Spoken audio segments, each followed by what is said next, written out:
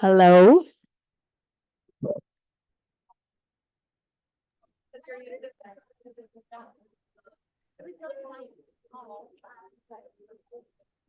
You guys like our cute changes we have going on? Like the black? Used to be red. Some built-in benches that are being installed tomorrow in the lobby. The lobby, we're putting like cool bistro type tables and chairs, and we're moving the front desk to the lobby. Well, not moving that one. We're adding Aaron's going to be in the lobby, the main lobby.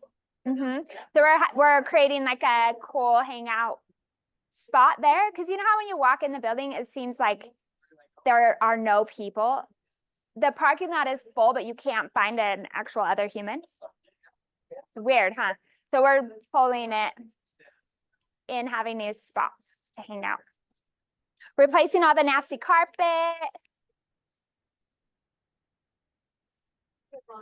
Lots of fun. Everybody doing okay? This, like, I love so much that people are here that come every week. Yeah?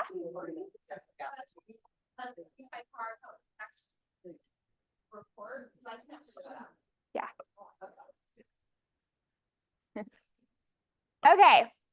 How is everyone? Great. Do we have our Zoomers? Okay. Perfect. So Mike is back. Mike, we missed you.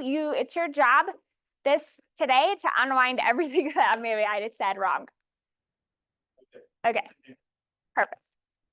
I don't think you said anything wrong. I've been here for all your meetings. Okay, wonderful. I think you did a great job. Thanks. I tried really hard. Thank you for that. Hi, Steve. I love seeing all these faces. We have the best people ever. Come down. Okay, so tell us what's going good for you. Did you get any help? Any shout outs? I'm not here, but I'll shout out Todd Hayes, Emily Hayes. They totally helped me like kind of pull myself out of a funk. I'll start over. Todd Hayes, Emily Hayes, they have been kind of like they've pumped me up and pulled me out of a funk, asked me how business is going, and kind of kept me just motivated. So anyways, shout out to them because they're awesome. I love that. Thank you. Rebecca? I'm going to shout out you because at our last meeting, I was getting ready for a listing appointment. It was the first time to go through the new contract with the seller. They were selling and buying. Yep. And I used some of the phrases you use, like the marketing expense and some other things. And they were totally fine. I feel like I made a way bigger deal than they think it was. They were just like, yeah, okay, that makes sense. Yeah, we'll sign. Yeah, that's okay, cool. Like they were so just like, yeah, that all makes sense. Okay. Like no big deal. And I was expecting this big pushback, but wasn't a big deal at all. They got it signed and I got a listing and a buyer. Really good job. And it isn't what I said. It's us building each other's confidence. Because when somebody feels afraid and nobody wants to, it's uncomfortable to be around somebody that's feeling desperate or needy or fearful or it's kind of like that on Tommy Boy. Do you remember when he's explaining how he destroys the cells and he's has his role and he's do you know what I'm talking about? When you get so wrapped up into it, I'm so afraid that there's going to be this problem. I'm so worried about this that it creates the actual problem that wasn't there, right? So the more conversations that we have about it, the easier it is to have confidence. And it's really the confidence that makes them feel good, not the words, the confidence. Sorry, Lisa, then Tammy. Oh, I'll let Tammy do next. I just want to give a shout out to Mega Camp. I thought it was amazing. We had about a dozen people from our office go, and I just thoroughly enjoyed it. I also went to the CEO Summit, which had some special speakers there, and they were also incredible. I was talking to Nick this morning, and he was saying that many of the speakers that were at Mega Camp are also on the MREA podcast. So if you listen to that, you're going to get even more details about those agents and their businesses and the things they're doing. So anyway, I just thought it was incredible. I enjoyed it. It was kind of like my girls' vacation with a little education thrown in there with some of the guys too. You said it right. Anyway, that's awesome. Mine was also about Mega Camp because it was great. And I'm also want to tie it to something that was just being said. Like one of the speakers talked about cell phones. Like who remembers the brick cell phone? Like kind of like the evolution of the cell phone and what people remember. And the one speaker was talking about how he was FaceTiming with his son. And he was thinking think back, those of us who are older, think back to when did we first see somebody talking to someone on a device, mobile phone, something. What's a show we used to watch? So we would think about. Or Jetsons. Okay. And we are in that life cycle now, right? That's like real. Yes, we are the Jetsons of today. And so one of the things he was talking about with all of this new stuff is it's new right this minute.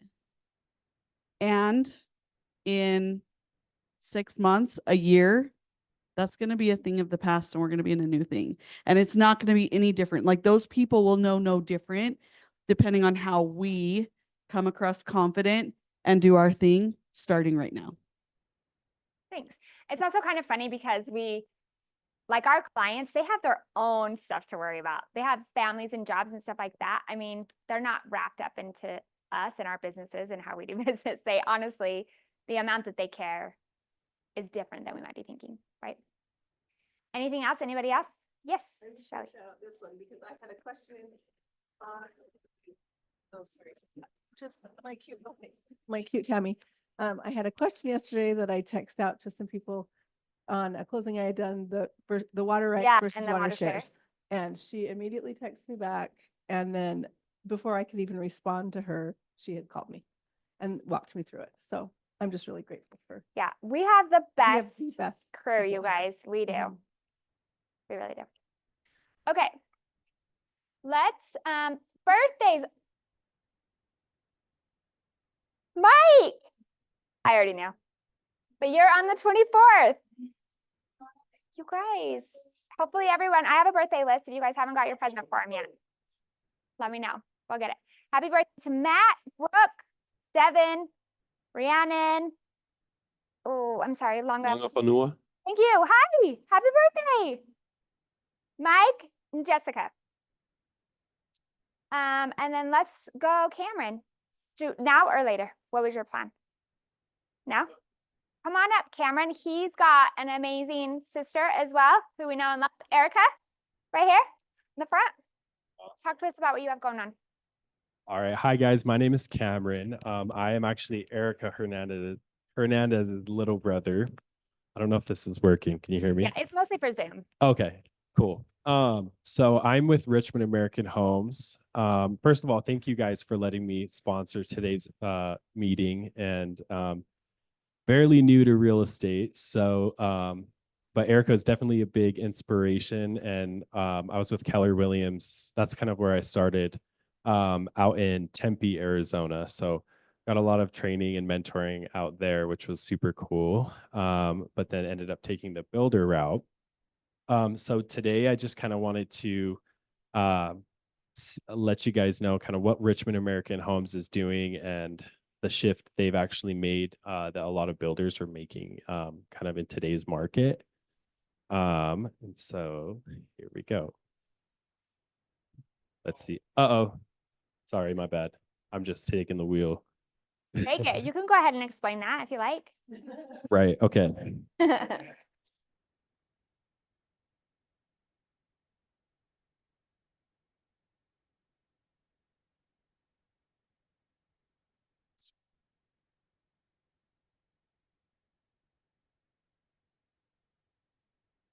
Cool. Okay. Thank you so much. Okay, so for those of you who don't know, Richmond American Homes is throughout 16 states. They're a pretty large home builder. We've been building since 1977.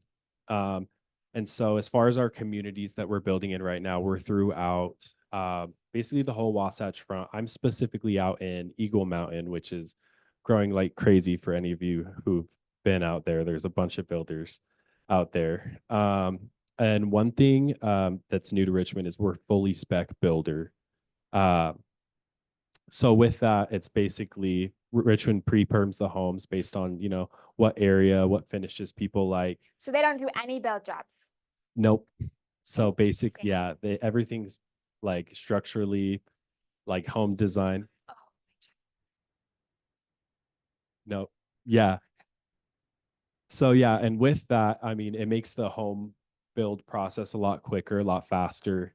So usually about from like 8 to 12 months was building from dirt, but now it's more like about 5 to 6 months. I've seen them go up really quick as we just started right around April. Surprisingly, I haven't had, I mean, obviously, like if you're going to be in Draper and you're spending like 900,000 for a home, you're going to want some options. But our home gallery, we have like a home gallery team that basically researches each area where the home's going in, the home price, and they kind of like use that data to, you know, pick the home fixtures. So there's a few things that some buyers are like, oh, I wish I could change this tile, or I wish I could switch these floors, but sales have been pretty good even with that, you know, especially in places where someone wants a brand new home. And then the other thing that Richmond offers is the incentives. So like their move-in incentives are pretty good since they basically have their own umbrella company with mortgage, title, insurance, all that stuff. So basically kind of like a one-stop shop.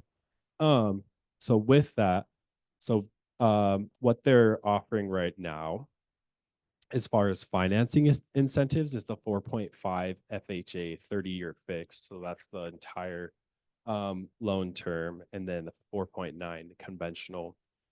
So that they basically come out with a incentive update each week and update agents over at Richmond.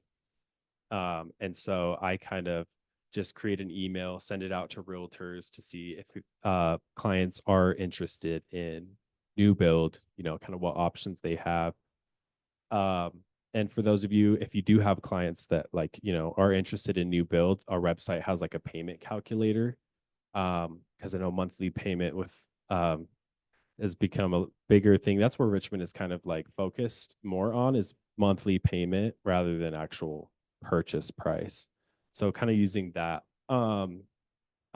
as a kind of starting point to drive traffic. So other than that, I kind of wanted to just, this is my first presentation ever too. So thank you. Thank you so much. You guys are so sweet. But yeah, thanks for, you know, bearing with me and giving me this opportunity, which was super cool. So I'm just kind of looking to expand my network as I'm super new in real estate. But kind of about this financing window that we have for all of our quick move-in homes, it's a 3% buyer's agent commission. And then for homes that are still under construction, it's 2%. And Richmond pays that out of their own pocket.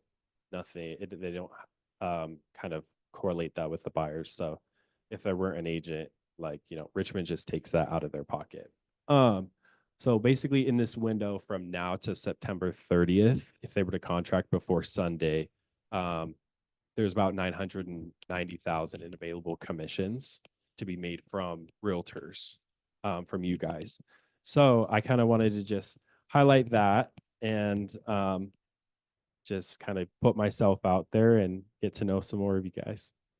Other than that, do you guys have any questions or things that you're curious about? Or yeah.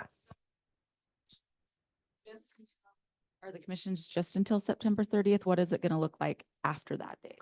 So on currently at the moment, so any quick move-in home, which is basically finished, ready to go, that's always a 3% of the total sale price. So Uh-huh. after September 30th, that won't change. Nope.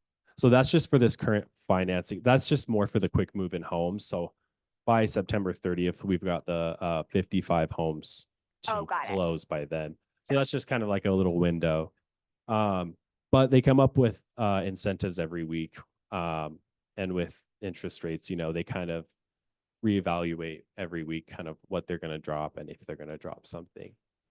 But other than that, does anyone else have any questions? Awesome. Well, thank you so much. I did bring some Jimmy John sandwiches. I might put them in the fridge too, so we can keep them good. But after the meeting, you guys are totally free. That's why I brought them. So cool. All right. Thank you so much, guys. A+, winner. I'll text Paul and say, you got a great idea.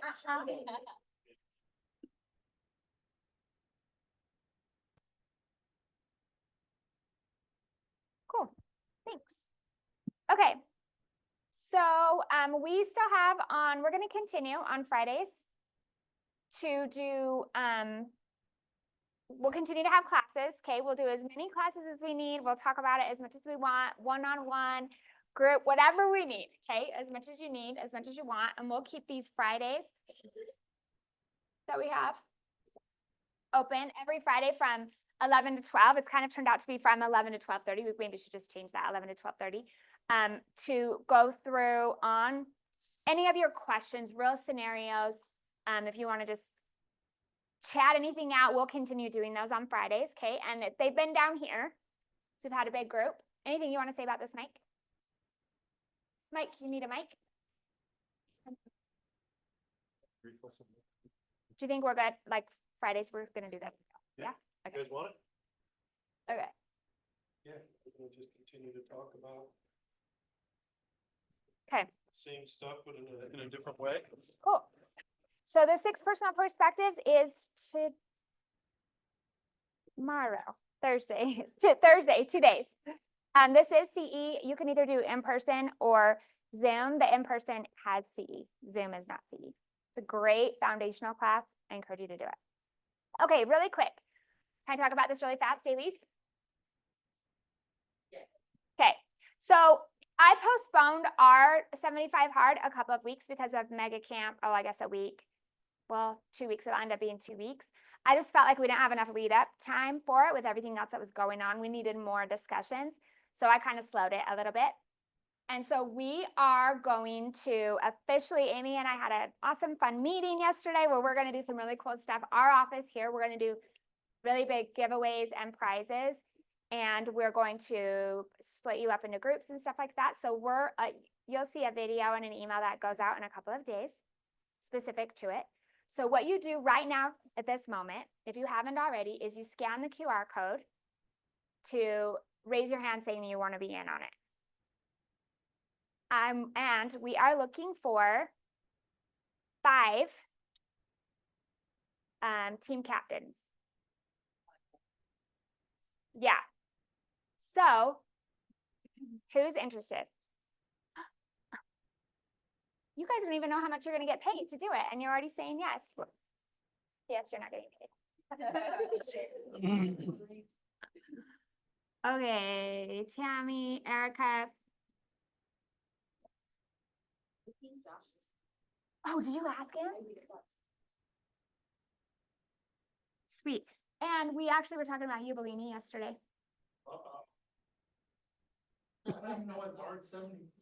Perfect. Matt Bellini. Got it. Perfect. That's exactly why you need it.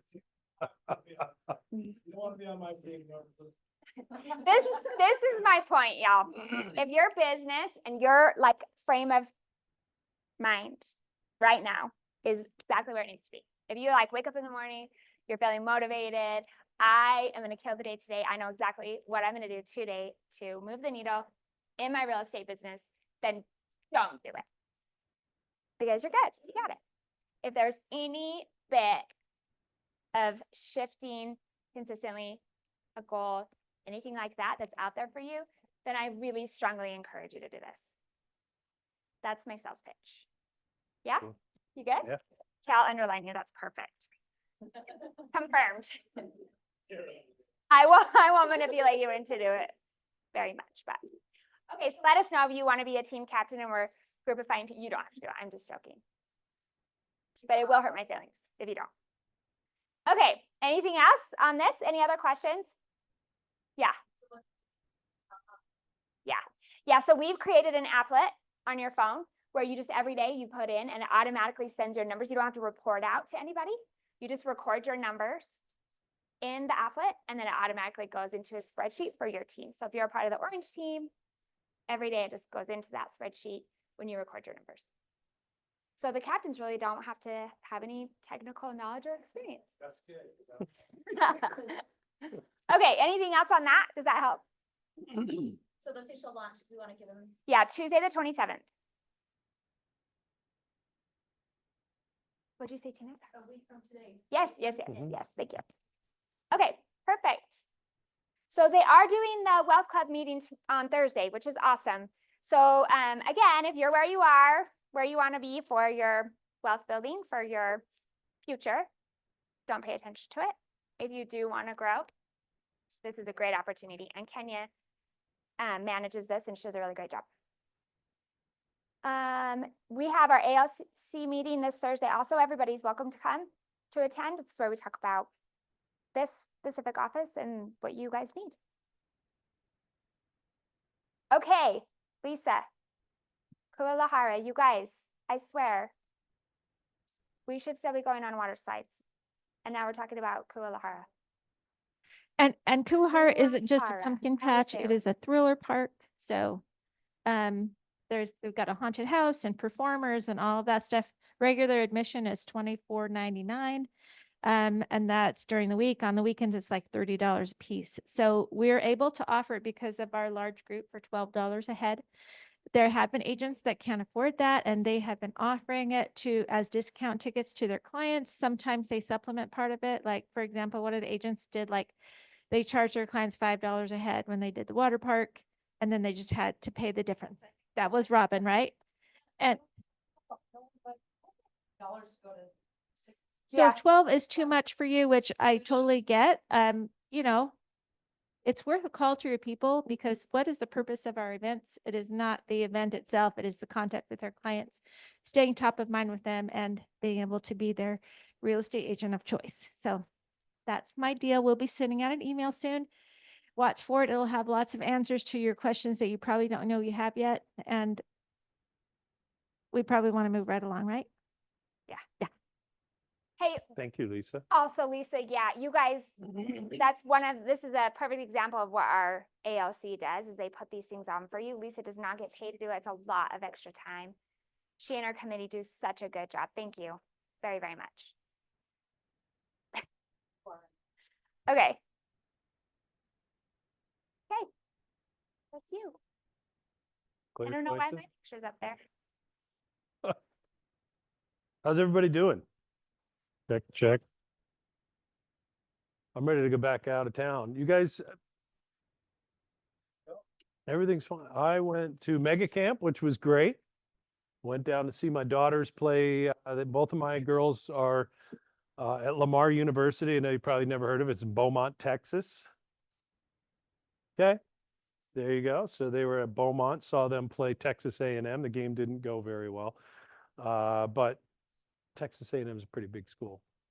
And then I snuck down to Florida for a couple of days. Any Universal Studios junkies in here? A couple. All right, cool. Yeah, we had a good time. And it was an opportune time I didn't really plan that, but I figured I'd just let you guys go after all the changes last week. Something happened last Wednesday, I heard. How's everybody doing stuff? We're still taking listings, right? I heard that. Buyers are still wanting to buy houses. Yeah, I like that. Business as usual. A couple more texts. Great. Thank you for coming in with Richmond, America. You guys notice that any of the builders I talked with are always have been, or there's exceptions to every rule, right? But most of the builders are still communicating that they're willing to pay buyers agents, right? Do you think most sellers out there, potential sellers that you're going to meet with, still see the value of paying a real estate agent? Yeah. Yeah. Mhm.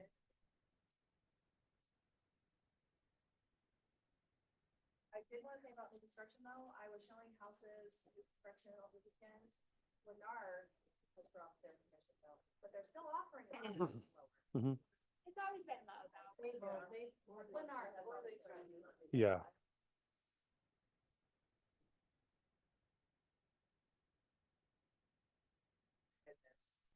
Yeah, the exceptions to every rule, right?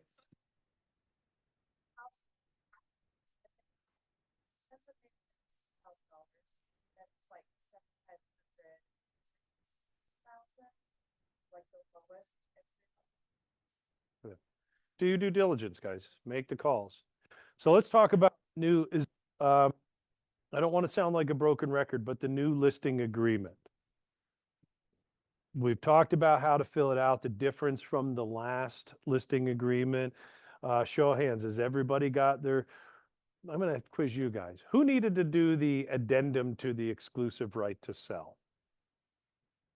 All right, I got hands. I'm going to pick on Emma. I won't pick on it. Emily, thank you so much for handling a few meetings while I was out of town.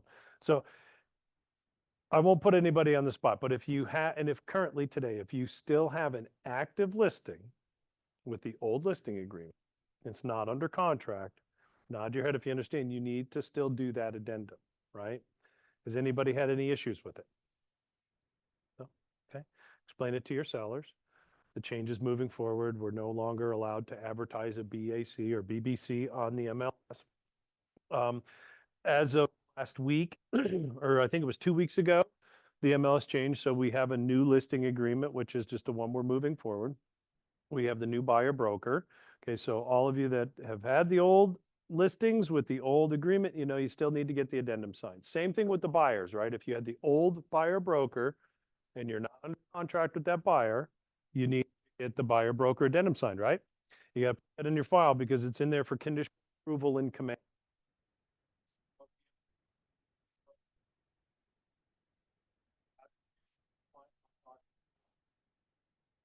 So the addendum, we're not really going to be talking about that much anymore. Just know that you still need to get them done.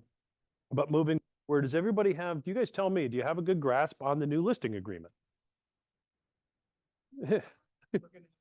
All right. That's where I'm at. Aaron, where do, can you tell me where to go to pull up? We're going to just pull it up. And then let's not talk about unrepresented. Everybody done talking about the unrepresented buyer and the verbiage and blah, blah, blah. And it's going to be my, who follows on Facebook, Curtis Bullock. Okay, if you're not, it's a great resource, guys. This is the help that we get from UAR, legal counsel, and the board to answer these specific questions. I try to follow it and get in there every day. Okay, so the new listing agreement. I have this kind of filled out where I was talking about this, but really you have to understand the differences in section 2. We used to do the gross commission. I'm going to pretend like our standard of practice was an 8% commission and 4% for buyer broker. How's that sound? Right? Because yes, can we talk about brokerage fees and commissions within our brokerage? Yes, we can. Okay. What we can't do is collude with another brokerage and start to set and all that kind of stuff. That's where these lawsuits come from. But in here we can have a standard on it. My standard for almost 30 years, Ben, I charge 6% and recommended my clients to give me permission to offer half of that commission out. Okay. Have I done it for less? Have I done it for more? Yes. Commissions are negotiable. But in this section 2.1, that's the seller's brokerage fee. Okay. Section 2.2 is authorization to offer compensation to a buyer's brokerage. It's just separating it out. You notice there's no mention of it's being advertised on an MLS. We all clear on that? So if you put 6% in section 2.1 and you put 3% 2.2, how much is your seller on the hook for? Nah, you guys are getting it. Okay, cool. So got to be careful with that, right? Again, this caveat where we talked about are you understanding the times when it might come up with an unrepresented buyer? When you have an unrepresented buyer that approaches you to write an offer on the house, you have fiduciary duty to your seller to sell the house. Write the offer, okay? Yes, you can fill in the blanks. You just have them sign an unrepresented buyer disclosure from the get-go. On the Rep C, typically how I handle it is I have a conversation with the buyer. I send a copy of a PDF of the Rep C. I let them know that they should have an attorney look at it if they have any questions. And then I will go through it line by line. What do you want me to put here? How much do you want to do for earnest money? What do you want the purchase price to be? That's my job as a seller's agent, to sell the house. Okay. I'm cautious not to give them specific advice and always tell them if they have a question on it to consult an attorney. I don't represent them. My loyalties lie with the seller. But let's be realistic, guys. I've dealt with unrepresented buyers a lot over the years, and most people are cool. They just want some help putting an offer together. When that happens, though, 2.2 is just off the table, right? You have to understand that. Best way to look at it. With an unrepresented buyer, there is no buyer brokerage, so your seller has no obligation to pay any money in 2.2. So what you're dealing with is what you have in 2.1. If you're happy with what you have in here, let's say that you just put, say you're doing 2.5 of such gross. So if you get an unrepresented buyer, 2.2 goes away. You're left with what you can charge the seller is 2.5. If you're good with that, you don't need to do anything. Okay? Clear on that? All right. In the other case where I did is I particularly talked with my client about doing 4.5. And then I'm just going to say 3 in there. But Mike, you're putting them for 7.5, right? Well, theoretically. But can we do addendums to listing agreements? Yes, we can. Everybody nod your head. Buyer side of it, we're going to talk a little bit about that. I'm going to say possibly in some exception, but with listing agreement, yes. And the more I'm thinking, so we talked about this over the past couple weeks, and I know it can be confusing. And Emily said something to me this morning about dealing with, was it Einstein? What was the quote? Something, if you have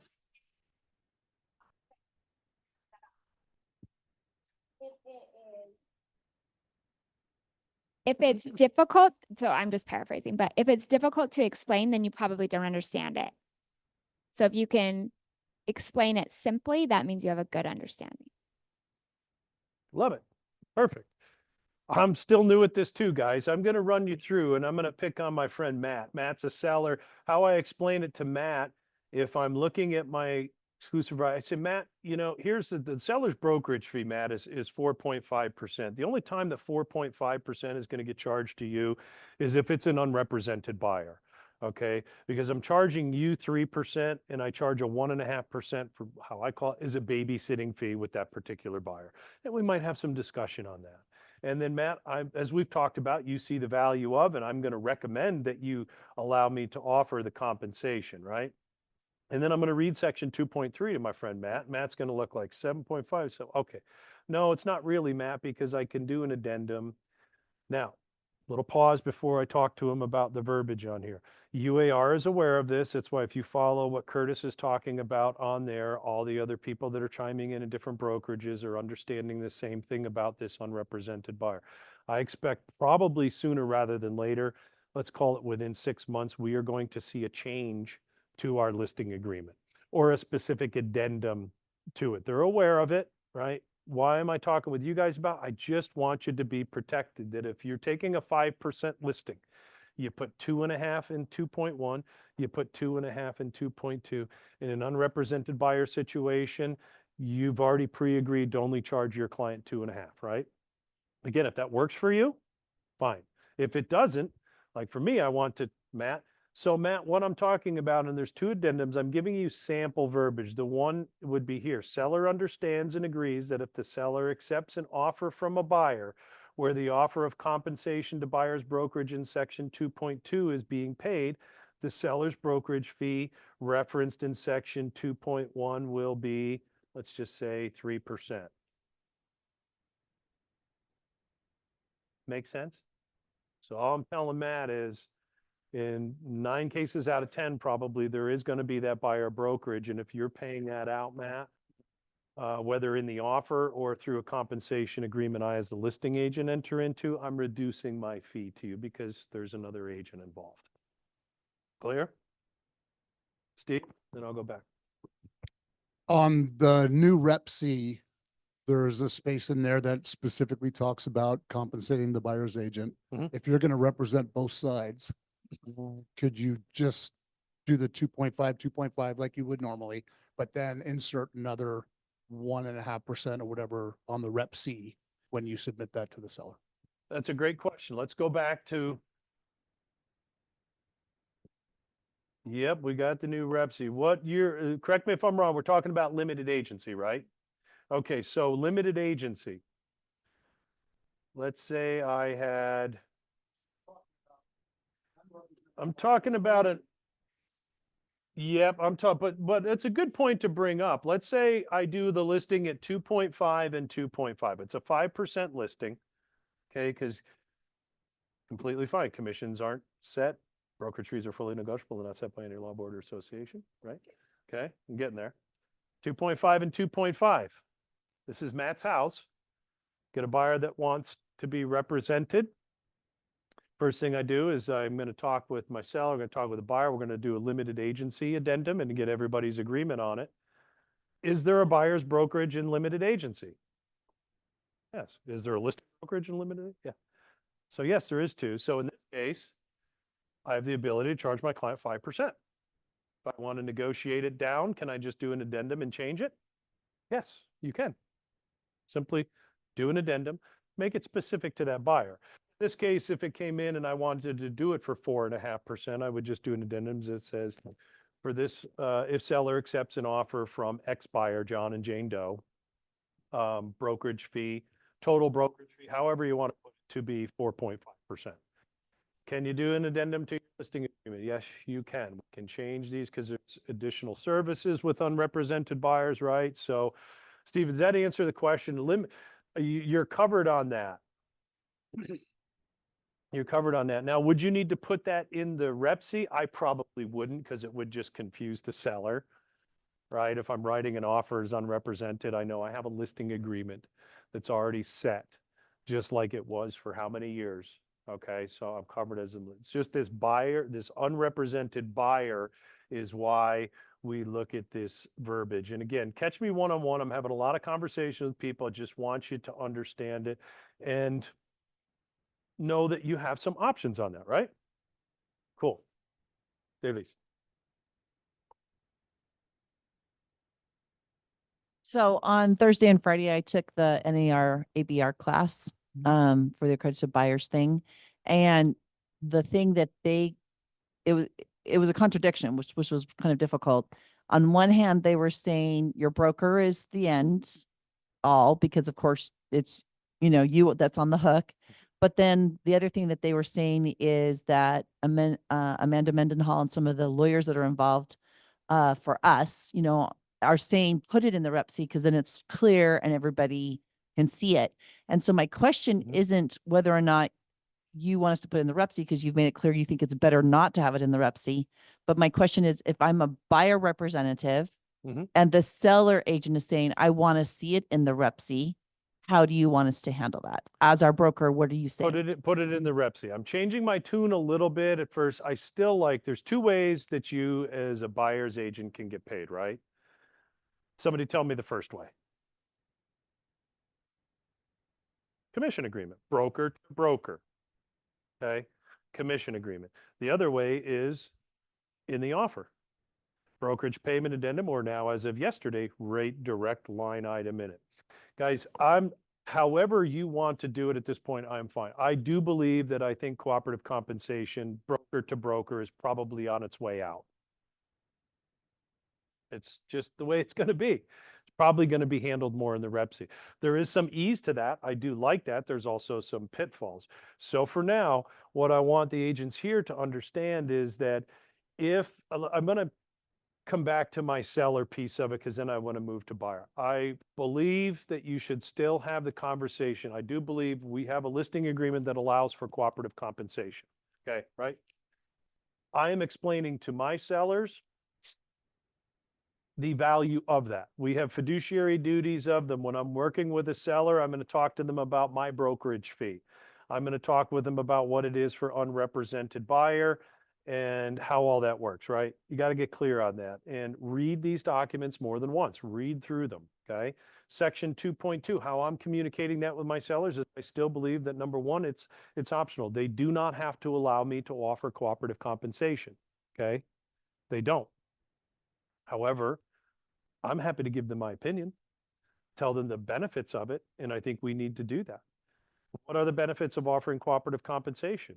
I think they're going to have a chance that they're probably going to have more buyers look at their homes, because if they're not offering to pay a buyer's agent, could that buyer decide not to look at their home?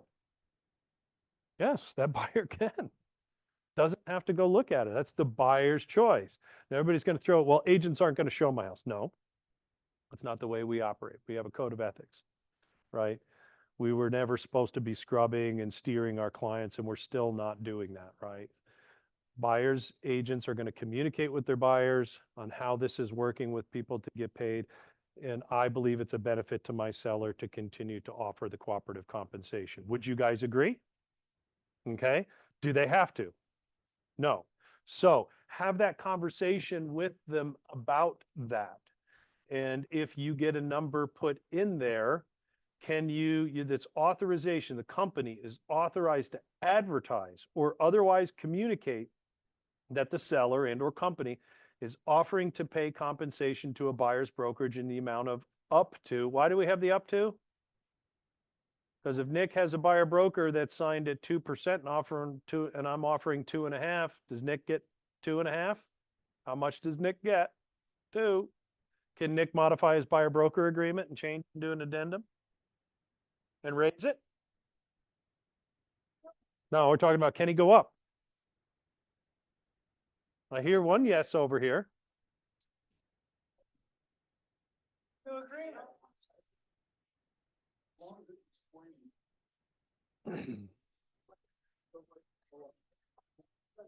I'm going to pick on what I heard over here that you can do it in an addendum. I'm going to tell you, do not do an addendum and raise the commission on it. You will get sued. They're watching specifically for that, guys. I can't allow it because it's in violation of the settlement, right? So you take an original buyer broker at 3% to 2%. You go out and you go under contract in the listing brokerage, or you put in the offer 2.5%. It's specifically stating in the REPC in every document that a brokerage cannot pay more than what's agreed to in there, and a seller cannot pay more than what's agreed to in the buyer broker. That's the essence of this lawsuit. And they, meaning call it Department of Justice is now the they are going to find ways to verify if we were violating that. I agree with both of you guys. I think it should be allowed to be done in writing, but we can't do it. Mm-hmm. Mm-hmm. Can't go to your buyer and say, hey, this is the situation. Are you willing to sign a new buyer broker to increase the commission? No, that's a no. No, hard no. Got to give you a hard no. Why? Because Utah, we got a division of real estate, right? That you guys familiar with the division of real estate? Any document that you sign, so you sign a document, original buyer broker, you're obligated to give a copy to all parties, and it has to be in the brokerage repository.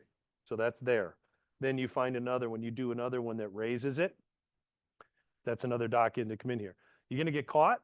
You might not, but if you do, you're going to get sued, then the brokerage will get sued, and it's considered fraud. So just think this, it's fraudulent to do that, and your E&O won't cover you.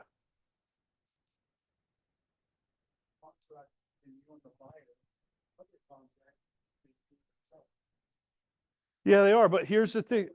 You do have 2 separate contracts, but think about this. When you sign that buyer broker, you're creating it, and all this talk about has to be disclosed, has to be a specific number. This is the settlement for the class action lawsuit, is that number the brokerage cannot receive more.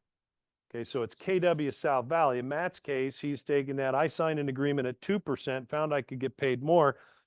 From that original agreement with that buyer, if he does an addendum and it goes to 3 and the brokerage receives it, we're in violation of the settlement.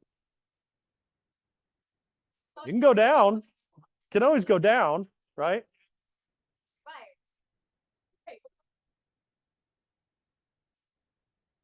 Mhm. Excess goes to the seller. Mhm. Mhm. Like from a builder's perspective, that's the worry. So like I was just telling him on his marketing, he needs to put up to, because buyers, when they come to a builder, it's common for them to ask for that amount, whatever commission amount is being offered, to go to the buyer. So what a builder is kind of foreseeing right now, that if they have put in their buyer broker, that it's going to be 1.5% or whatever, and the builder is offering 3%, they're anticipating the buyer's going to say, I want the other 1.5. So everybody's just trying to anticipate what some of these caveats might be. It's always changed. Everything always changes. Commissions have always changed. Things have always changed based on the market, based on availability, based on interest rates. Yeah.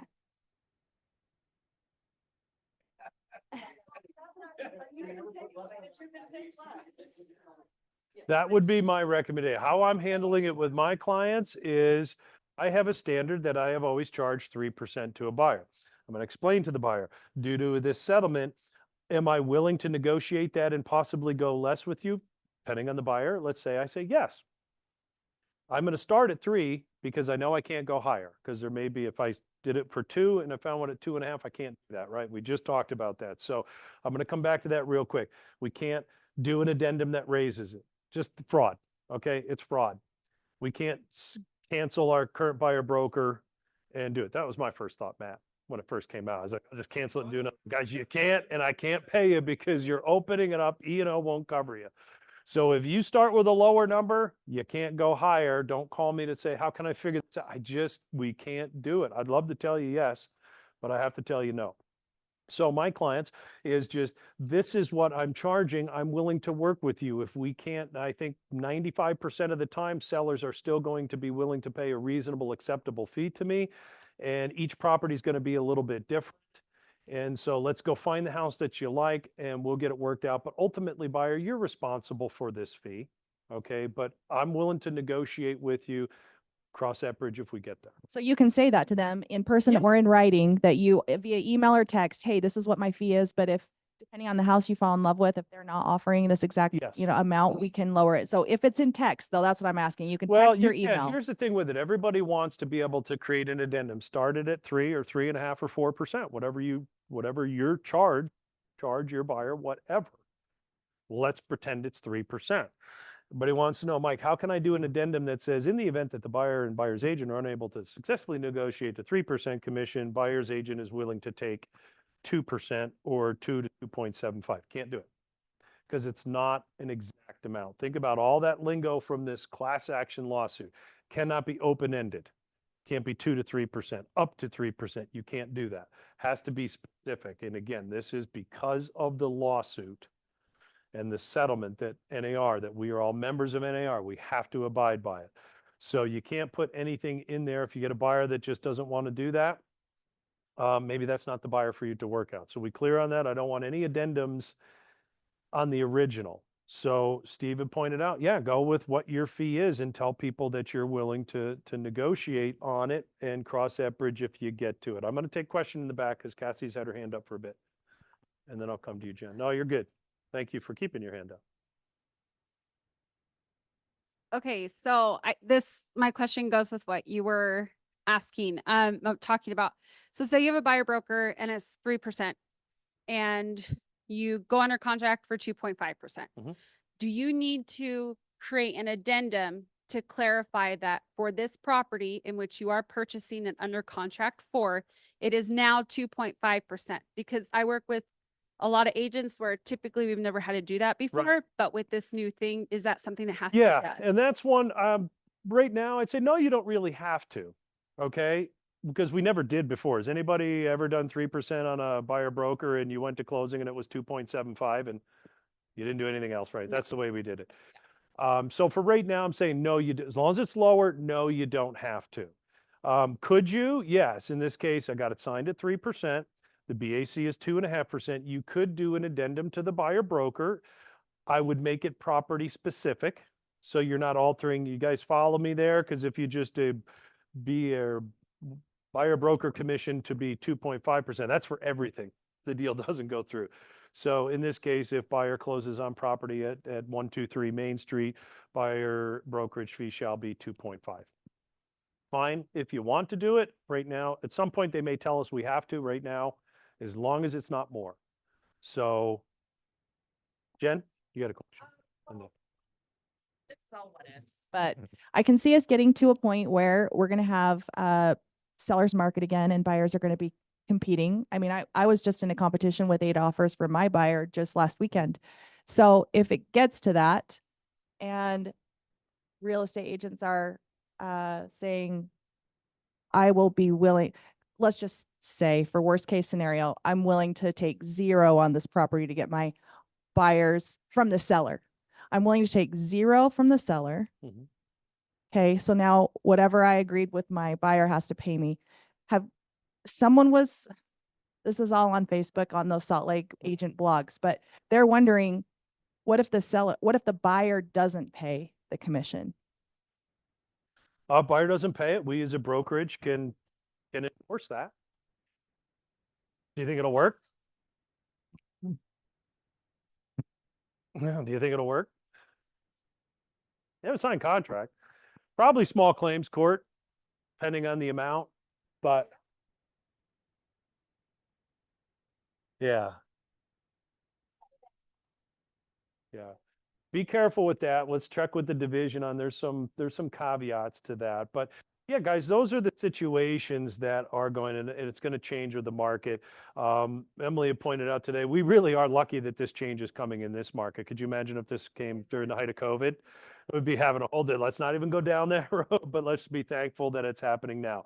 I'm going to hold questions for just a second. I want to come back with, how you feeling about the listing agreement? Do you guys feel like you can have, guys, read it 3 or 4 times. I know it's boring, but get familiar with it. Be able to explain to your clients the values of cooperative compensation. Explain to the value of cooperative compensation. My experience with it last night, I had the old listing, I did the addendum, explained to my clients. We had a 2.5 BAC on this listing out there. An agent showed it, then called me and said, offering on that. Yep, I got authorization right in the listing agreement. It's 2.5. Sends me an offer over last night with the brokerage payment addendum. Explained to my sellers that, yes, in this case, I do not have a compensation agreement signed with that agent. So 2.2 is out the window. And then so I tell my sellers on a net sheet, based on 2.1, here's your commission. And then I'm line iteming what they're paying on. And they're like, well, that's kind of dumb. And they understand it, but they're like, it was easier the old way, wasn't it? I'm like, yeah, they get it. And frankly, guys, are sellers and buyers out there thinking about this as much as we are? No, they're not. So let's sell houses, right? So on the listing end of it, you're cool there. You're going to have some questions come up. We're going to keep doing these because we're going to have little nuances. What if they do this addendum? What if it's in the offer? On the buyer's end of it, we clear on, I can't have you modify that agreement. Up, down, you're okay. Up, that's what they're watching for. They're wanting to see if we're going to manipulate this. And because it was a class action lawsuit, they will come after agents individually. Then they will involve the brokerage. And what's the caveat? Best I can tell right now, if they consider it fraud. Emily, does E&O cover this? No, E&O doesn't cover you with fraud. So just don't do it. Cool? There was some other hands up. Erica. Okay, so my question is, I guess in the past, we haven't kept track of what the seller was offering versus what our buyer broker has said. Mhm. Like who's the checkpoint? Is the title company going to want So- to see this paperwork? Yeah, Like, title. Good Okay. question. Yeah, I suspect that now with this, and we can, and just whoever's needs to cut me off on time, we could always continue Q&A afterwards. Probably title company. So a couple things here. As a listing agent, if you have authorization, guys, talk to your clients, your sellers. I talked to mine. I said, if an agent calls, I know you've given me authorization here. I'm telling you how it's going to work. I'm going to communicate that you're offering up to X. They're like, yeah, cool, do that. Talk to your clients about it. Okay, if your client says, no, I don't want any communication, you probably don't need to even put 0 in 0.5. And then ask your client, ask your seller. If an agent calls and says, are we cooperating? I have no authorization, so I'm just going to tell them if they would need to make that part of their offer. Are agents going to do that? Listing agents? Yes. Okay. So if you call and somebody can't disclose something, don't get mad at the listing agent. Maybe he or she is a little bit gruff with it, whatever. Okay, but just expect that the communication is going to be a little different. They may not have authorization. If I called Emily and said, will your seller take 20 grand less than you're asking? She can't tell me that, right? She shouldn't. She'd be in violation of her fiduciary duties. So it's the same thing. If they don't have authorization to advertise or communicate cooperative compensation in 2.2, they can't tell you. If they get that, just deal with it in the offer. That's what they're telling you. Then put it in the offer, okay? Buyers, here's my thoughts on buyers. Guys, just go show the houses. If your buyer wants to go see a house, go show it. Yes. Should you reach out? Can you reach out to the listing? I've been talking about that. Yeah, that's probably what I'm going to plan to do. If my buyer wants to see 3 houses, I'm probably going to communicate with the listing, shoot them a text. Any compensation being offered? Yes, no, maybe. I can discuss that with my buyer so the buyer has the choices. But at the end of the day, I'm going to go show the house, and then I'll write the offer and figure out if I'm doing a compensation addendum or if I'm putting it in the rep sheet. Make sense? Mike, I gotta back you up though. Good. Don't do it. Don't go show the house unless you have the buyer broker sign. Oh, yeah. Okay, good. So like Thank the you. caveat of you have Yeah. to get that sign. That's Yeah. your only Thank you. protection for commission. But you're Yeah. saying that, just so Yes. I understand, you're I'm- saying don't be so stressed about Yeah. the listing agent confirming a commission that's being paid. Don't have that Yeah, be your don't- main focus. Don't be so stressed But on get it. it signed 100% by a broker But- first. Thank you for pointing that out. I was working on the assumption, and do we all understand? Before you go show a house, you have to have, we don't have a show, our UAR has not given us anything, and I kind of like that. The showing agreements and stuff, we're fiduciaries, guys, not functionaries. You can manipulate your buyer broker in any time frame, particular property, get familiar, read the document and understand. So if your buyer is hesitant to sign a 6-month agreement with you, work it out on a particular property. But yes, Emily, thank you. Before you go access a super key box to take a client through or to go do a video tour for a property, you have to have a buyer broker signed. Clear? Okay, so the next one is the Rep C, the new paragraph in the Rep C, goes over, it says, if no box is checked, then the seller has not agreed to compensate buyer's broker in the Rep C. But then it further says, this payment shall be made in addition to any other compensation agreed to in the or the seller's broker and the buyer's brokerage. So this is in addition to? Yep. So it's the same as brokerage payment addendum, right? You guys familiar with that? We've had that for years. That came after a brokerage that won't be named was offering real low BACs, and our UAR gave us permission to ask a seller to pay commission in addition to what the listing broker is. So let's take a look at this. Here it is. Okay, so it's 4.3E. Is that, I'm assuming you guys can see that. What Erica was referring to.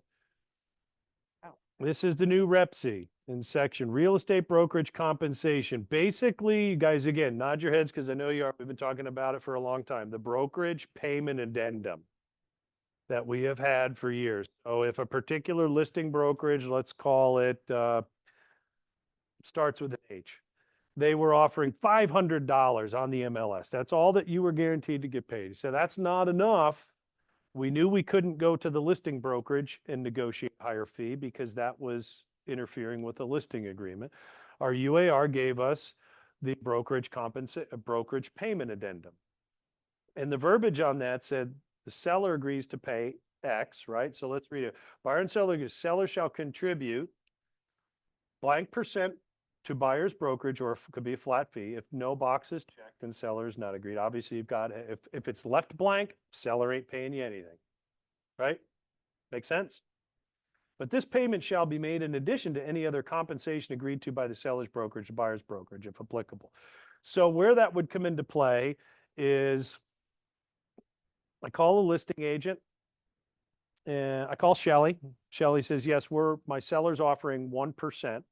I say, great, Shelly. So I fill out a real estate brokerage compensation addendum that's between the brokerages. I sign it, has my buyer's info on it. I put 1%. I send it to Shelly. She signs it, right? Because her seller's authorized her to. That's that escrow agreement of 1%. Follow me? Well, I'm charging my buyer 2.5%. That's what's on my buyer broker. So in that case, keep in mind, I have 1% coming from Shelly. What would I put in here? Yes. Because this 1.5 would be in addition to any other compensation agreed to by the seller's brokerage and buyer's brokerage. So that 1% is agreed upon. Here's going to be the muddy water, guys. You're going to have this compensation agreement that's out here, and this has X on it. And then your buyer, the buyer's agent, let's pretend they're not a KW agent and they haven't been going to all these classes. And they've like, okay, well, I got that 1% over there, but my buyer broker says 2.5. So they put 2.5 in here.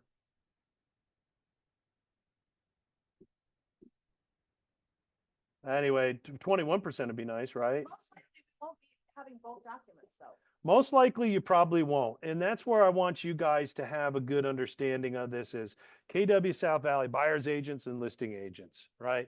Understand if you sign a buyer, you're a listing agent, you sign a 2.5%. Shelly and I've got a 2.5%. She's the buyer's agent now. I'm the listing agent on that. And Shelly just sends over an offer and has 0.5% in here, 0.5%. That just tells me Shelly must have had a 3% buyer broker on it, but we add the 0.5% from the seller, 2.5% from the brokerage. Okay. Yeah.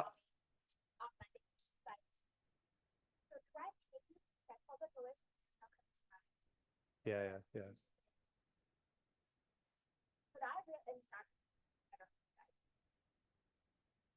Typically, and she said, I told her 3%, and it's over $1 million home, so I'm like, yeah, 3%. And she's like, okay. And I said, do you like have to verify that? You're just gonna give me that? I just tell you over the phone. There's a little. Yeah. I'll walk We're around. gonna. Yes.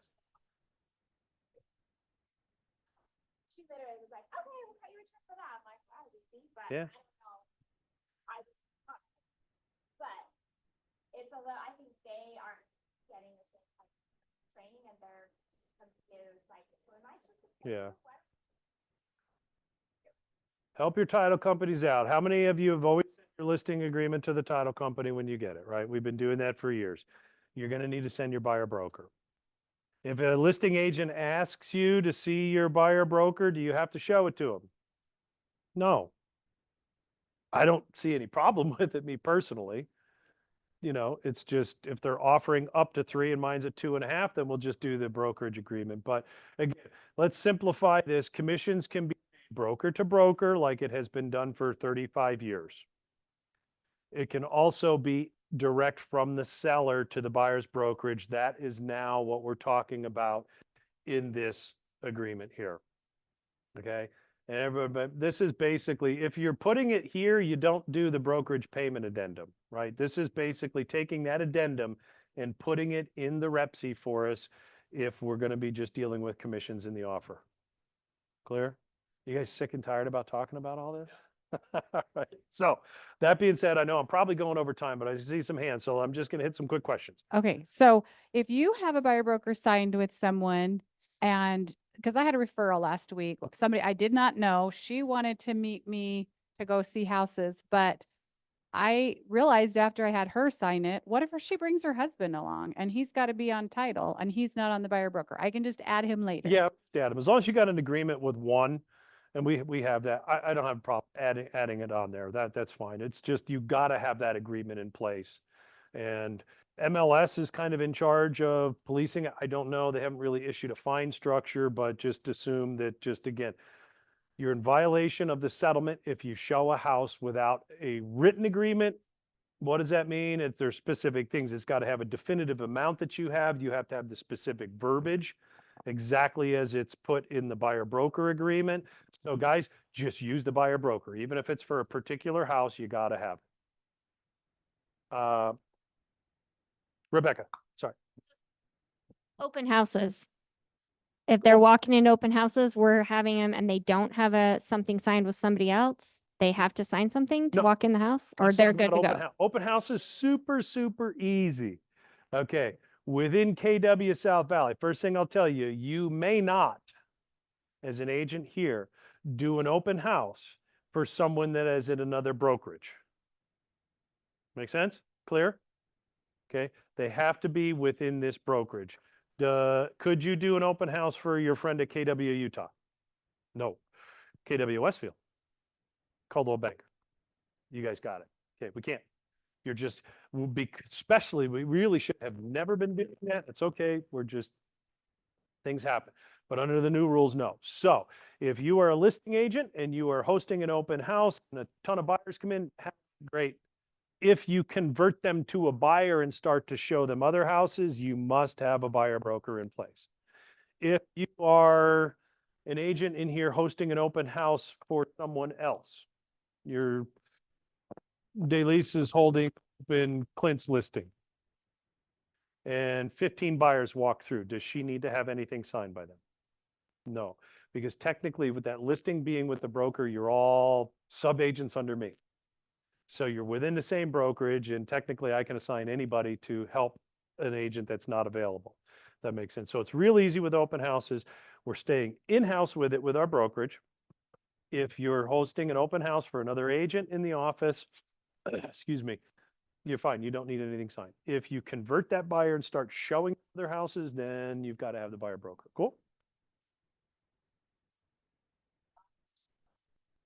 No, I would not. Nope.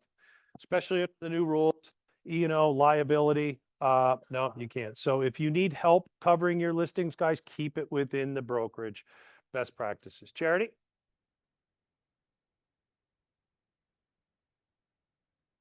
Come talk to us afterward about it. I might want to know. The addendum, the ERS addendum, sorry.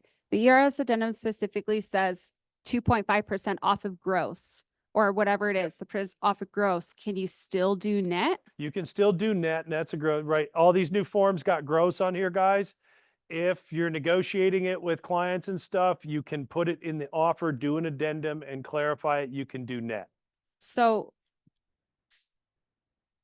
we have to, I guess the question is if we already have it on the MLS but we want to do it off of net, do we have to write an addendum then? I hate to say it because of the new form. So if you're the listing agent and you enter into a contract and however, whether it's a brokerage commission, do it from the beginning. You'd have to put it in the counter offer that buyer broker commission being paid either by the seller or the listing brokerage is based off the net sale price. I think we'll see some changes to help us make that a little bit easier, but it's a good question because everything is gross.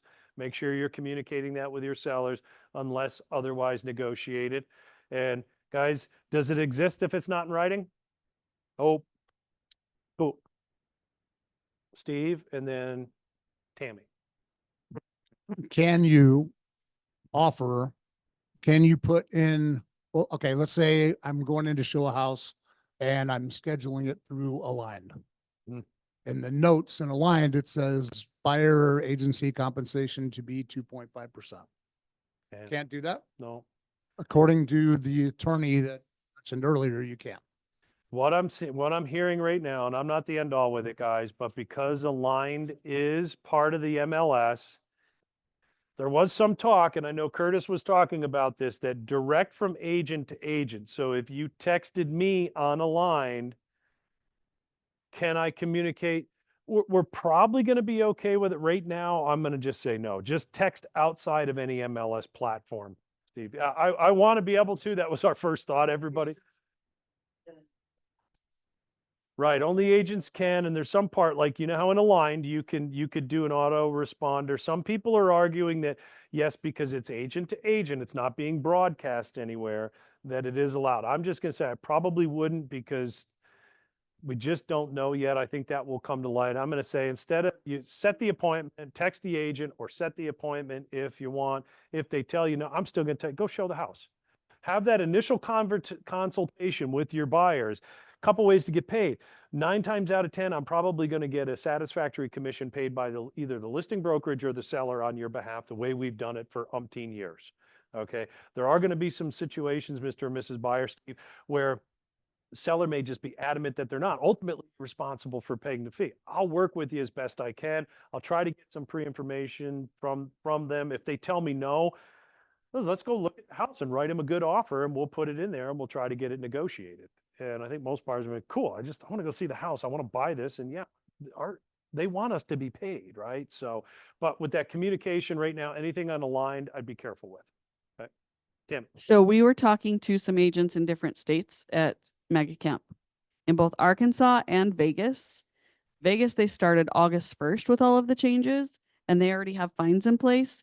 Your first offense is $1,000. Your second offense is $10,000. Your third offense, your license is revoked. Yeah. It's going to get. So we asked Amy about that. Yeah. And she said they didn't have anything yet. Right. So best practices, guys. Number one, what do you have to have in place before you go open up a super key box or a combo lock box or walk in with a client? Got to have a buyer broker. And Todd, I'm going to come to you in just a second. So you got to have that buyer broker, right? Can you modify your buyer broker up? Can you cancel your buyer broker? Do an addendum to it? Raise the commission because you negotiated something higher? There's no, flat no, flat no, flat no. Can you communicate? You can't mention, can you get tricky with your verbiage in the MLS and get creative with your, I was even seeing this, ending your thing in 03 or 025 on your list price. Just don't do it. They are watching to see how we react to this and if with the settlement. They are, yes, I've heard that too. They are going to be monitoring this. They're going to be issuing fines. And as a broker, I have to put the best practices. I think you guys know you can't modify that agreement. You can take less. Have the conversation with your seller about the advantages of offering cooperative compensation, whether it be in a brokerage agreement or being paid in the offer, right? Have those conversations with them. So, Todd. The Utah Association website about what the state law is, saying that you don't have to have a buyer broker agreement signed until you actually put in an offer. Right. Versus what the new rules are. Yeah. So which one actually takes precedence? New rules. That's a good one. Yeah, because the state of Utah does not, our division says prior to writing an offer, you have to have agency disclosed. And with that, a fee set, but basically agency disclosed prior to writing an offer. Okay. Now, they also recommend that that should be done sooner in the process of working with the buyer. We have a settlement from a National Association of Realtors. Okay. That's going to trump that, which now says we have to have it before we show it. So we can't rely on a division. Will our division react to it at some point?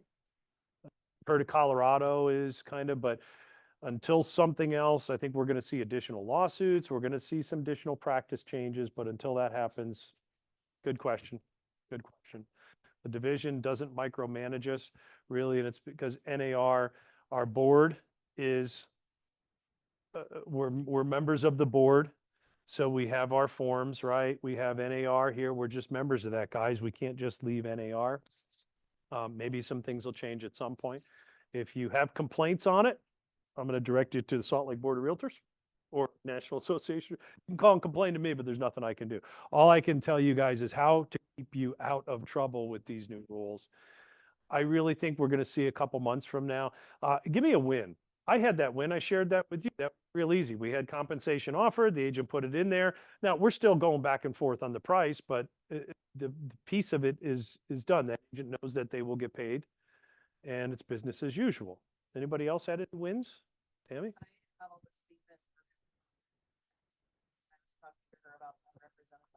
Mm-hmm. And she said, because I said I'd be charging 1.5, which would take yours down a little bit. She's like, no, if you have to do anything for them, I want you to have that whole other 2.5%. So I said, well, we'll talk about that later Yeah. because I already sent her the addendum, but we're going to probably change that so that if there was, or if that does happen, she wants me to make more. Perfect. You guys remember when all this got announced back in March? What did everybody start? KW especially, value squared, value. If your clients value you, they want you to get paid. Sellers want to pay you. Buyers still want the seller to pay it, but they'll ultimately they might make up the difference. So keep sharp with it, have the conversations, keep coming to these classes. Again, it's a little bit different each time. We're going to have some, next month we might be talking about something totally different. So question, Rebecca? No, Win? I was showing a bunch of homes. I called him, just said, hey, said the little speech, are you offering compensation? And as the seller. And they all were like, yeah, 3%. Thanks for asking. You're the first agent. I texted him, hey, just wanted to clarify. Everyone's like, yep, no problem. Super easy. There was like 4 different people. All of them were, I just thought, okay, everybody, we're going to be okay. It's going to be fine. We're going to be fine. So in that situation, put yourself in Rebecca's situation. You called me and I said, yeah, 3%. And I texted you, yeah, 3%. What do you do as a buyer's agent then? When you're writing the offer? Can you rely on that text? Please do not rely on the text. Okay, one of two ways. You can put it in the offer. You can send, I can go fill out a brokerage compensation addendum, send it over, ask her to sign it first. Don't send it. If you send it with the offer, could the seller accept the offer and then instruct her to not sign yeah. Will you get paid? Can I fight for you to get paid? Oh, gotta have it in writing. No. Wish it was. No, in writing needs to be in that contract and signed by applicable parties. That's just that, just have it that way. But the agent told me they would, or they thought that they would. This is, and that's where I'm afraid I'm going to see that. So I just want to get you guys prepped, is have it in writing. You contact the listing agent, you're going to write that offer. Communicate with the listing agent. Would you, like this gentleman there, he goes, do you want to send me a broker? No, he goes, I'll just put it in the brokerage payment addendum in the offer. Great. Easy peasy. Okay. Communicate, communicate, communicate. Anything else? You guys are welcome to go. I'm happy to just answer questions. I know this is kind of new to us, but I feel like you guys have a good understanding of it. Remind me of your name. Mandy. Mackenzie. Okay. Okay. At first, she was just interested in seeing just the property. Okay. And so for that property, it's 5%. And so if we did it for just the property and we already know, and you can tell the seller that they're willing, or you're telling your buyer that they're willing to pay 2.5 and you're okay taking that. Mhm. So later that you just have that agreement, right? Just Mhm. for that one house. Okay. But then she trusts you enough to show more homes. Okay. With the new agreement, could you, okay, let's see. So you already know what So the you did it- seller is willing to, You did an original buyer broker agreement. we're going to tonight. You're going to tonight. And I'm not sure exactly which route we're going to want to go because she wants to see 2 homes. Okay. But both of those homes I'm showing is 2.5 that Okay. they're offering. And I'm fine with that. But if we wanted to do like a after that, so let's say we sign that Mhm. just for property specific, Mhm. there's no reason for me, if I'm fine with taking the 2.5, then down below where you put, like, she knows that those 2 offers. Yep. Are you following me here? I think I'm following you. Okay, Yep. so then there's no reason to put 3 down below because she 2 homes she's seeing is 2.5. You can. But Go ahead. later, if we sign another agreement to see more homes, would that 2.5 still stick? Obviously for those properties, but what about for? That is a good one. You guys following that? Yeah.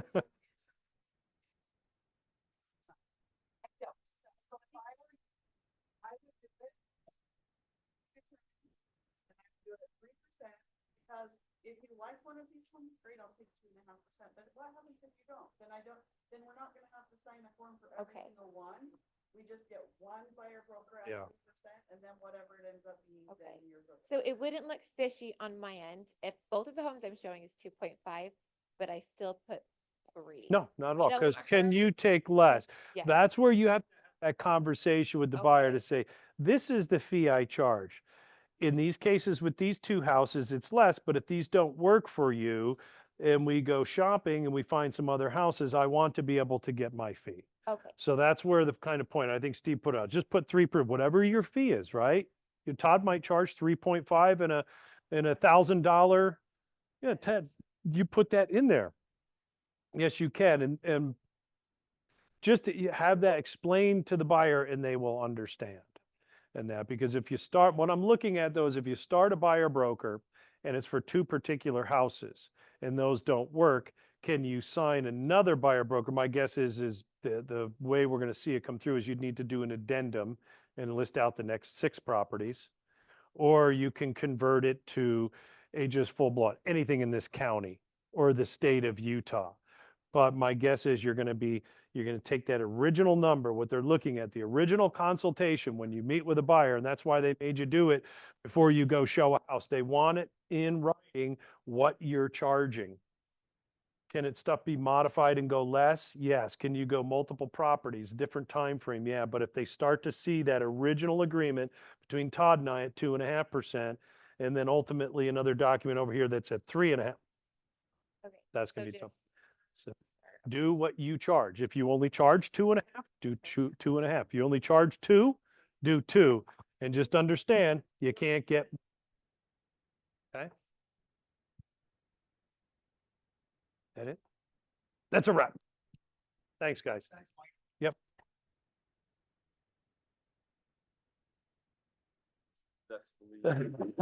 Well, did we cover everything we needed to cover? Okay, man. I'll just sign out of that. I don't know if I had anything else in there. What are you doing? I have a very specific question Okay. for South Valley proper.